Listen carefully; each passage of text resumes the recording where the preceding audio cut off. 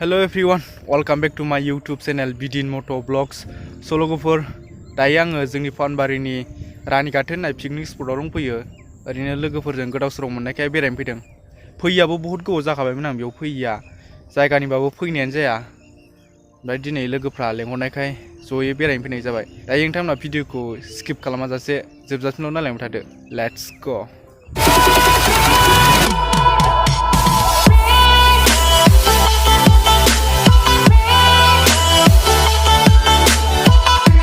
नै बेनो लोगोफोर नै ओरजा जेरैबो बैग्रि गोजा बैग्रि बारि गोजा गासिबो बहुत बैग्रि बिफां दं बैग्रि गोजा आरो सेस गासिबो ओमफ्राय नै ओरजा बेयाव दै दङ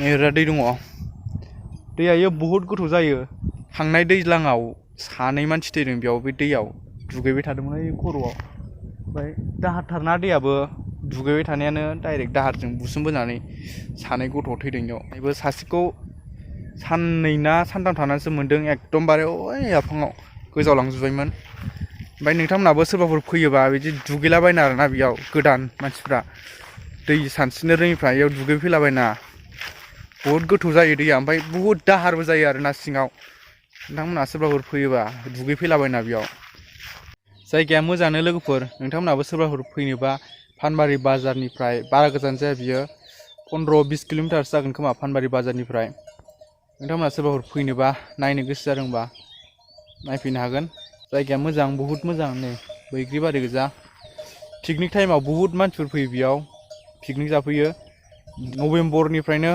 बहुत मानसि फैयो बेयाव पिकनिक जाग्राफ्रा रिसेस गासिबो इयो फिलाप जाजोबो